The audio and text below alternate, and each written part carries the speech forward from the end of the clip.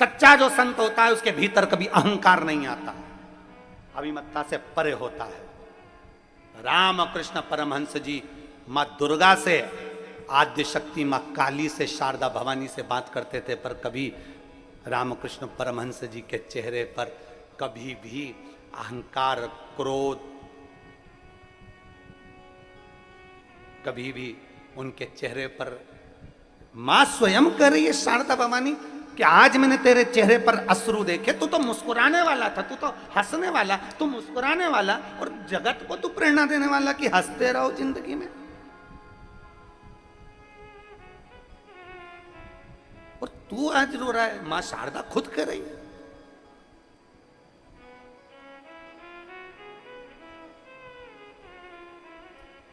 हे राम, तो आज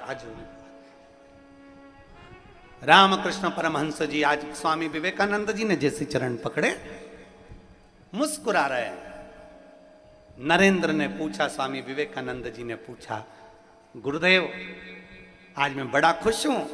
स्वामी विवेकानंद जी ने पूछा, क्यों आज इतनी प्रसन्नता तेरे चेहरे पर है? स्वामी विवेकानंद जी, नरेंद्र तेरे चेहरे पर इतनी प्रसन्नता है, किस बात की प्रसन्नता है?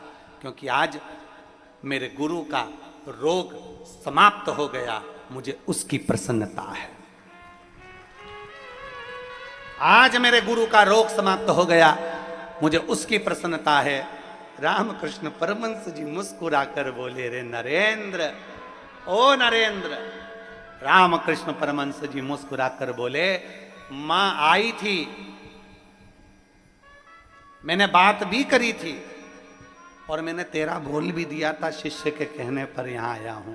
पर नरेंद्र, मैंने मां से अपने रोग की मुक्ति नहीं मांगी, मैंने मां से केवल मांगा तो इतना मांगा कि मेरी दुख की घड़ी में तेरा भजन करता रहूं और वो दुख मुझे याद ना आए, बस इतनी कृपा कर देना। ऐसा कौन जिसके जीवन में दुख ना आए? ऐसा कौन जिसके जीवन में तकलीफ ना आए? ऐसा कौन जिसके जीवन में कष्ट ना आए? तुम कितना बड़ा भी अगर मिनिस्टर है, कितना बड़ा भी मंत्री, संतरी, कलंतरी, कितना बड़ा भी पदाधिकारी, चाहे वो बड़े से बड़े ओहदे पर बैठा हो, चाहे वो कलेक्टर हो, एसपी हो, चाहे वो आईएएस ऑफिसर बनकर बैठा हो, चाहे कितने बड़े भी ओहदे पर बड़े से बड़ा ऑफिसर बनकर बैठा हो, चाहे बड़े से बड़ा मिनिस्टर बनकर बैठा हो, चाहे एक छोटे से छोटा गरीब से गरीब व्यक्ति से लेकर बड़े से बड़ा साधु संत सन्यासी तक क्यों ना है, उसकी जिंदगी में भी दुख आता जरूर है। क्योंकि जो जन्म लेता है उसको दो पतवार पकड़ा कर भेजा जाता है, दो हाथ देकर भेजा जाता है कि ये दो पतवार सुख और दुख की है, इस पतवार से तुम्हें पार होना है। सुख भी आएगा, दुख भी आएगा, सुख में फूलना मती और दुख में शंकर को कभी भूलना मती, बस इतना याद रख।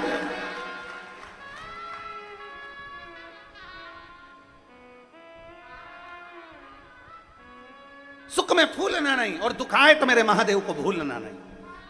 कितना भी दुख आए, मेरे शंभू को, मेरे शंकर को कभी भूलना नहीं। और फिर निवेदन करूंगा, मेरे भारत भूमि की जितनी माताएं कथा सुन रही हैं और विदेश में बैठकर जितने मेरे सनातनी इस पवित्र शिव महापुराण की कथा को सुन रहे हो, और जितने कुबेरेश्वर बाबा की, कंकर शंकर की धरा पर बैठकर कथा सुन रहे हो, अपने भीतर एक बात को गांठ बंद कर रख लेना कि दुख की घड़ी में कोई साथ ना दे, तब एक लोटा जल अपने घर से भरना, चाहे दिन हो, चाहे रात, चाहे सुबह हो, चाहे शाम, पहुंच जाना मेरे महादेव के पास और कह देना उसको,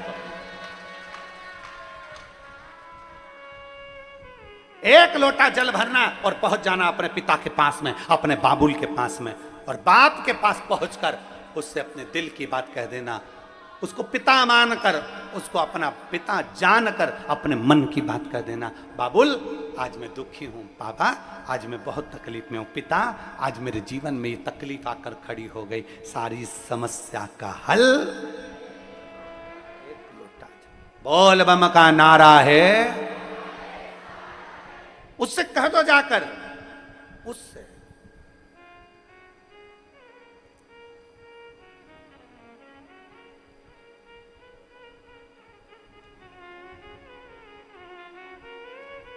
और जब कहोगे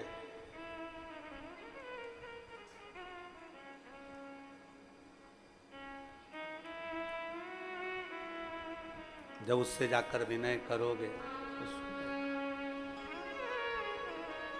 जब उससे जाकर कहोगे, विनय करोगे, निवेदन करोगे तो जिंदगी का एक सुख अपने आप मांगू शिव औघड़ी है,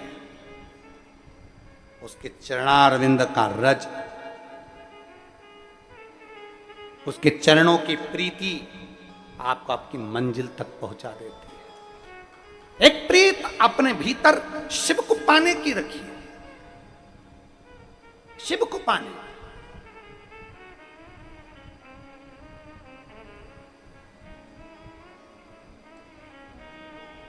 आपने कई बार देखा होगा, हमने अपनी व्यासपीठ से भी कई बार कहा, और कोई अगर मिलने भी आता है तो हम अपना चरण कभी माताओं से छूने नहीं देते, क्योंकि हम उनको कहते हैं कि तुम हमारी जीजी हो और हम तुम्हारे भाई हैं, और भाई के पैर बहन पड़े ये कहाँ की रीति है।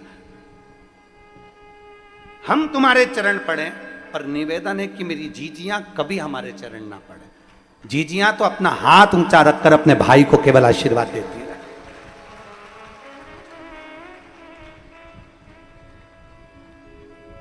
और अगर चरण पकड़ना है तो किसी संसार के लोगों के नहीं, चरण पकड़ना है तो किसी संसार के व्यक्ति के नहीं।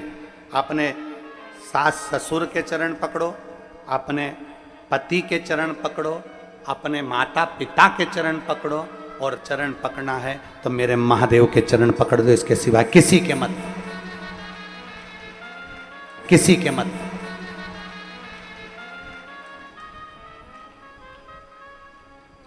चरण उसके छूना चाहिए जिसका आचरण अच्छा हो, जिसके अंदर आचरण ठीक ना हो, अहंकार, क्रोध, आसक्ति, लोभ, वासना, तृष्णा सब भरी हुई है, और उसके हम चरण छुए तो कहां। चरण जिसका आचरण अच्छा है उसके चरण पकड़े जाते हैं, जिसका आचरण ही ठीक नहीं, कहीं अहम, कहीं क्रोध, कहीं आसक्ति, कहीं वासना, कहीं तृष्णा, कहीं लोभ, सब भरा पड़ा हुआ है, और उसमें चरण पकड़े जाएं तो वो श्रेष्ठता नहीं। आचरण ठीक है तो चरण पकड़ लो, और आचरण अगर किसी संसार के व्यक्ति का, हम एक बार बहुत बहुत धन्यवाद दिए। आपने भी कई बार कथाओं के माध्यम से सुना होगा कि कोरोना महामारी में, कोरोना काल में जब घर के बच्चे अपने माँ बाप का अंतिम संस्कार करने के लिए नहीं आए, तब कोरोना महामारी में हॉस्पिटल में काम करने वाले वो कर्मचारी, हॉस्पिटल में पोछा लगाने वाले, झाड़ू लगाने वाले, जिनको लोग छूना पसंद नहीं करें, जिनको लोग कहें कि ये तो ऐसे, ये तो वैसे, उन व्यक्तियों ने, जिन्होंने हॉस्पिटल में एक साधारण सा अपना ये नहीं देखा कि मुझे कोरोना हो जाएगा, उनने ये नहीं देखा कि मुझे तकलीफ हो जाएगी, उन्होंने हॉस्पिटल में दवाई भी दी, गोली भी दी, तुम्हारा ट्रीटमेंट भी करा, तुम्हें छुआ भी, और आखिरी में जिनके बच्चे अंतिम संस्कार करने नहीं आए उनको ले जाकर अंतिम संस्कार भी करा। ये उनके आचरण अच्छे थे, उनके चरण छूने के लायक।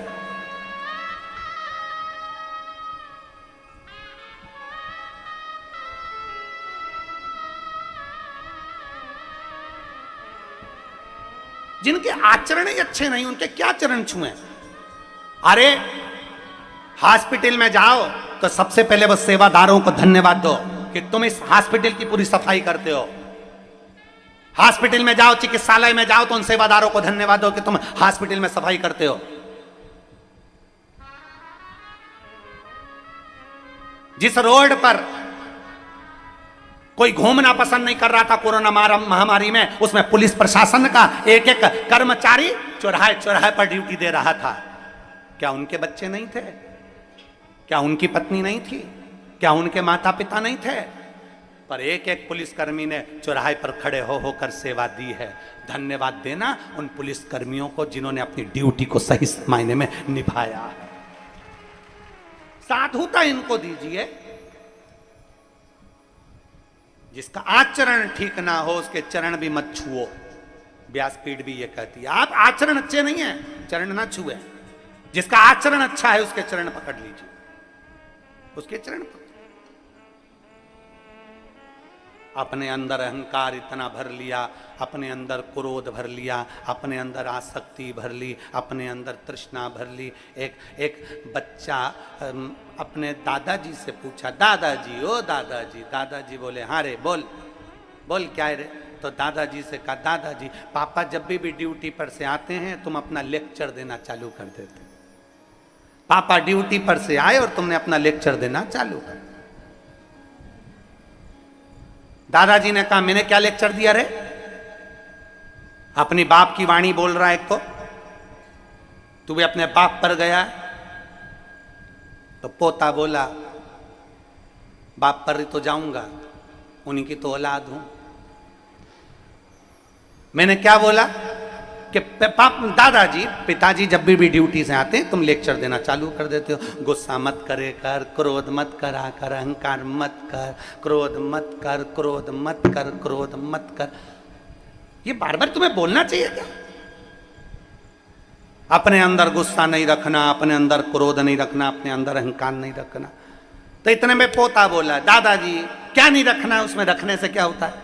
इतने में दादाजी भी चतुर थे, उन्होंने एक झिंगुर उठाया, काकरोच, और दादाजी ने काकरोच उठाकर, झिंगुर उठाकर अपने पोते की शर्ट के अंदर डाल दिया। अब तो पोता बार बार झटका रहे, बार बार झटका रहे, झिंगुर झिंगुर झिंगुर झिंगुर झिंगुर। अब बैठे तो उसको झिंगुर झिंगुर नजर आ रहा।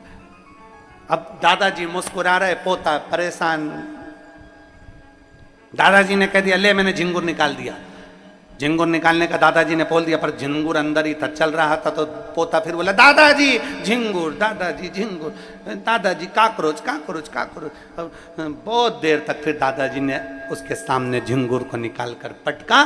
अब बच्चा आराम से बैठा। बस दादाजी ने कहा, बेटा मैं अपने पुत्र को, पोते से कहा, अपने पुत्र को कहता हूं कि अपने अंदर क्रोध मत रख, अपने अंदर अहंकार मत रख। एक झिंगुर, एक काकरोच अंदर चले जाता है तो वो सही से बैठने नहीं देता। अगर अंदर क्रोध और अहंकार चले गया तो जिंदगी में अच्छे से रहने नहीं देगा। एक काकरोच अंदर गया, एक झिंगुर अंदर गया, एक काकरोच हमारे वस्त्र में चले गया तो वह हमें अच्छे से बैठने नहीं देता। थोड़ी थोड़ी देर में अगर एक छिपकली तुम्हारे बीच में आ जाए तो तुम, अरे भाई छिपकली आई, तुरंत तुम्हें बैठने नहीं देगा। एक काकरोच, एक चीटा, एक चीटी, एक झिंगुर तुम्हें बैठने नहीं देता, तुम्हें अच्छे से कथा नहीं सुनने देता, तुम्हें अच्छे से काम नहीं करने देता। तो हमारे भीतर अगर अहंकार भरा होगा, हमारे भीतर क्रोध भरा होगा, हमारे भीतर आसक्ति भरी होगी, हमारे भीतर तृष्णा भरी होगी, हमारे भीतर वासनाएं भरी होंगी, तो हमें क्या अच्छा लगेगा? हम कैसे सुख का जीवन जी सकते हैं? हम कैसे परमात्मा से मिल सकते हैं? हम कैसे शंकर के हो सकते हैं?